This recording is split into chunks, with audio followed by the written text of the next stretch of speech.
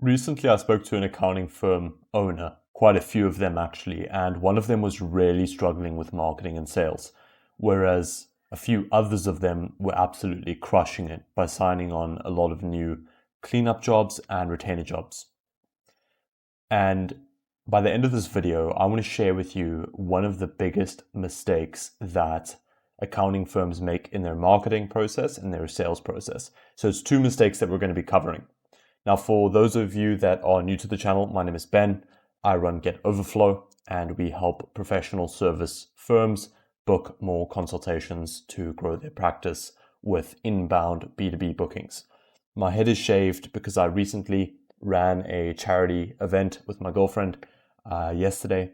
Incredible. We helped 126 children fund surgeries for cleft lip. It was an incredible event, just surrounded by such generosity.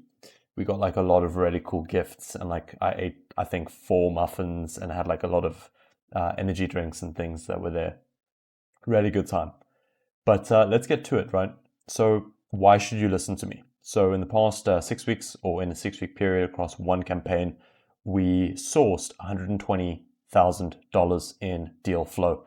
Now, that is not from these 315 appointments that we booked. It's from the 252 qualified appointments that we booked, because 20% of them were junk or duplicates. We have an average ticket size of about $480 a month for accounting, bookkeeping, CFO services. Obviously, depending on the country that you're in, that ticket size can fluctuate. I got these 2 messages this morning, which were really, really awesome. Cindy said, "Morning, Ben. First one banged. Small client, but that's okay, so thank you." She signed her first retainer. Mokozi, who deals with medical practices, he said, "Good morning, Ben. Your system is working wonders. I will keep you posted, Malusi." So these were both this morning, which is really, really awesome to see. Now, let's firstly talk about these 2 issues, right? And then we're going to unpack. So these are the 2 issues that professional firms make when they're marketing or selling accounting or any other tax, advisory, consulting services, anything like that, right? The first thing is that they want full control over messaging and not templated creatives. The second thing is they don't want to look salesy in follow-up communications. Now let's play a little game. And this game is called Which One Wins the Market? So we've got this ad over here and this ad over here. Now, if you are a business owner and I were running your ads or doing your outreach for you, doing your marketing, let's say, you might say to me, "Ben, I want to run this ad. Please, please, please, can we run this ad? It looks way more professional. It's in alignment with my branding. It's going to raise my brand awareness." All these irrelevant metrics that don't actually close deals. Okay. And the problem is that you're approaching your marketing from what you want. And what do you want? You want to look clean and professional and well put together. But what does your customer want? And what if I shared with you that this one over here booked 300% more calls and made a little bit over double the revenue? So imagine you came to me and you said, "Ben, I do not want to run this one. I want to focus on, or Ben, I don't want to run this one. I want to run this one. If you run this one, I'm not working with you." Imagine you said that to me. You would have missed out on 300% calls booked and double the revenue. So keep that in mind. But it's very important to understand why. Why does this one work better? Why? Like it took me many months, it took me thousands of hours to figure out why this ad will do better. Why the market wants this ad. And we're going to be unpacking a few reasons as to why this ad performs better. But before we get there, we need to destroy this belief that you are in charge of your marketing. You are not in charge of your marketing. Your market is in charge of your marketing. So if you put out an ad and you sell Coke and you're launching sugar-free Coke and you launch a bottle that is called Coke No Sugar and you launch a bottle called Coke Zero and Coke Zero gets triple the sales, then obviously you're going to name your product after what produces the greatest impact for your business. So what you need to be doing is making data-driven decisions. You need to be testing. I recently spoke to another agency today, actually, someone that's really awesome. Much respect to him, and he was saying to me, Ben, I'm kind of struggling with running ads and getting like quality leads with running ads. And I said to him, how many creatives are you testing? How many hooks are you testing? Because running a marketing campaign that is successful is literally like sending out 100 men, okay? 100 men. And these men are running into machine gun fire. I don't know if you guys know D-Day, okay? So these 100 men are on the beach and they're running into machine gun fire. There's a little hut here with a machine gun that's shooting at these guys. And after they've finished running, maybe only 8 men survived. Maybe only 8% of your campaigns actually produce a result that is fantastic, that grows your business. So we shouldn't be focusing on creating these fancy, sharp, beautiful looking ads and then ticking the box and saying, oh, it's done. What we need to be doing is rapidly testing what copy is speaking to the types of business owners that we are wanting to attract. Okay. So that's an important note on marketing is determined by your market. It's not determined by you. And if it's currently being determined by you, then your marketing is ultimately throttled, capped, holding you back, and your business is dying because of it. Your business is stagnating because of it. Now let's talk about why this one did well. Firstly, okay, people are on social media to relax. They're on social media to send memes to their family. They're on social media to forget about their day-to-day difficulties, to reduce stress. They're on there to doom scroll and relax and speak to their friends and speak to their partner, maybe post something. They're not there as if it's LinkedIn, okay? This one might do well on like LinkedIn, but if you're running ads, what you need to be doing is making your ad a pattern interrupt. If people look at this image, they can immediately see that it's an ad within half a second, okay? And this is something called banner blindness, and it's well documented. It's very well researched. There's large billion-dollar companies that pour hundreds of thousands, millions of dollars into studying this stuff. Okay, and the reality is that in 0.5 seconds, someone can tell that this is an ad. But let's say that this one takes 1 second for someone to pick up that it's an ad. That means that you have literally doubled the amount of attention that someone is giving your business. So your ads are automatically twice as good. And this is something that we call a hook or hook rate. Hook rate. And that's something that we can measure on our ads. Now, another reason that I believe that the one on the left did better, okay, is something that we call environment call out. Environment. So for example, if I'm marketing to medical practitioners, I want my ad to take place inside of a dentist office. If I'm marketing to people who buy fish, I want my ad to be inside of an aquarium.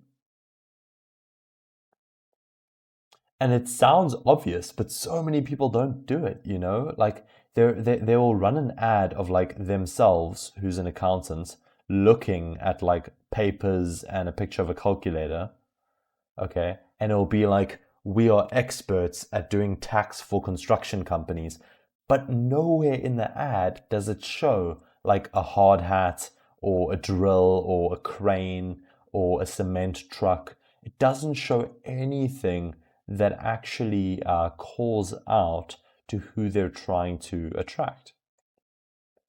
So that's mistake number one, okay, is run ads, test them as much as you can, make sure that it's set in the environment of the people that you're after. Have a call out if you own a car dealership or automotive business in country or location. Talk to this person because he helped get this result. And then this is a qualifier, especially if you have a growing business and a growing team. And then a call to action. Book a strategy call. Okay. Now let's talk about point number 2. And this is where most of you guys are missing out on revenue. Okay. I can guarantee you that 99% of all of these deals that we helped close, all of these deals, 99% of these were all closed on call number 2, call number 3, call number 4, call number 5, call number 6, call number 7. And I even had an advisor mention to me that he closed someone on call number 10. Now, obviously, you need to protect your time. If it's a low value client, maybe only do 2 or 3 follow-ups. If it's a high value client, you might be happy going 5 to 10. But what I'm getting at is that the bigger the fish is, the harder it is to catch. But the more it will feed your family. And you need to weigh up the fact that clients are going to take anywhere between 2 to 10 follow-ups. 99% of your money is going to come from 2 to 10, not just follow-ups, but conversations. Actual conversations over the phone, over Zoom, over WhatsApp, SMS, whatever it is. Actual conversations, back and forths. And I need you to know in your heart of hearts, because this is the thing, right? Most people are scared of being salesy. They're scared of being salesy, of being, another word they use is pushy, which is absolute BS. It's garbage. It's garbage, it's garbage, it's garbage. So what do we need to reframe salesy or pushy as? What do losers believe? And what do winners believe? So let's take a look at this, right? So if we do a little division table, and we've got loser, someone who loses, their business is dying. And we've got a winner, someone who is winning deals and their business is growing. Now, what a loser will do is they'll say, oh, I'm being salesy. Or I'm being pushy. Another word is ghosted. Oh, I'm getting ghosted. I'm getting rejected. That's what a loser will say. And look, if that sounds like how you're talking to yourself about your sales process, we need to fix that, like immediately. We need to fix that and take a look at what winners do. What winners do is they say, my prospect needs my help. I want you to think of it like someone who is bleeding out at home in the kitchen. They're dying, but they don't know how to call 911. You need to get in there and you need to kick that door down. Okay. My prospect needs my help because my service is that good. Especially if someone came in from an ad and they booked a call with you. They opted in, they booked a call, they gave you their details for a reason. Another thing is my prospects are busy. The reality is, if you're dealing with business owners who are doing anywhere between, $200,000 a year all the way up to, let's say, $10 million a year, the reality is that they are busy. So instead of saying, I'm getting rejected and ghosted, you need to say, they are busy. They're dealing with their employees. They're dealing with compliance. They're dealing with competitors. They're dealing with new products. So what I'm going to do is, because they're busy, I'm going to call them back at 3 o'clock tomorrow. Oh, they're busy again. Let me call them back at 9 o'clock tomorrow. Oh, they're busy again. Let me call them back at 1 p.m. tomorrow during lunch. What happens? The deal is signed. Another thing is this pushy and salesy. What if we could reframe that pushiness, that salesiness, as excellent customer service? And this is something that I learned when I was a bit younger, and I started to cut off a lot of my high school friends who, I wish them all the best. I wish them well, but honestly, a lot of them are on this side of the fence, and I made that decision. And the reason I made that decision, what I noticed was that everyone who was successful would be very very focused on helping and serving. And everyone who was unsuccessful would be very focused on delaying and giving confusing replies that don't really get anywhere. Winners have an immense amount of clarity. They're like snipers, okay? And what I noticed was that when you're following up, okay, you need to give the prospect direction. You need to be a sniper. Otherwise, you're going to be wasting their time with this lack of clarity. So what's a practical example? A practical example is a loser would say, hey, following up, when are you available? So when are you available? I'm putting the ball in your court. I'm getting you to do the thinking. A winner would say, here to help. Here to help. I've got 10 a.m. or 3 p.m. open tomorrow. And then which would you prefer? So I'm here to help you. I've got this time and this time tomorrow. What would you prefer? I'm giving you direction rather than just leaving it in the mess. And it's the same with everything that you do. When you're sending out a proposal, you're going to say, I'm sending a proposal to your inbox. You will be receiving it shortly. If you take a look, you should be seeing it there. Or, hey, I'm busy booking us in for tomorrow at 1 o'clock. I'm going to send you the invitation right now. Do you see the invitation for 1 o'clock tomorrow? You want to be providing what I like to call a trail. Otherwise, they're running around in the bush. So you're essentially creating a path towards profit. And this saves them mental bandwidth. I hope that you're learning from this video. I'm kind of just ranting and sharing some of the things that we've been doing that's been working, and I trust that you're getting value from this. Yeah. But it's been great. It's been great speaking on these topics. So these are the two mistakes. This is the sales mistake that is killing professional service firms, is this whole salesy thing. And then this is the marketing mistake, is wanting to be in control of your marketing rather than letting the market do your marketing. So I hope this was a valuable video. If you have any questions, please feel free to leave a comment. Yeah, and these are some cool pictures of me and what I like getting up to.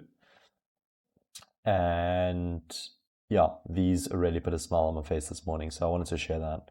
I'm going to be just continuing adding to the wall of results as the months progress. But yeah, thank you so much for your time and attention and giving me your time of day. My name is Ben, and we're growing Get Overflow to be one of the largest agencies here in my home country, South Africa, having served South African businesses, US businesses, and soon to be businesses in the UK. So thank you so much for your time. Have a fantastic day further. And if you want to learn even more, you can check out this video over here. I'm going to be recommending another video that you guys can learn from. Stay blessed and take care.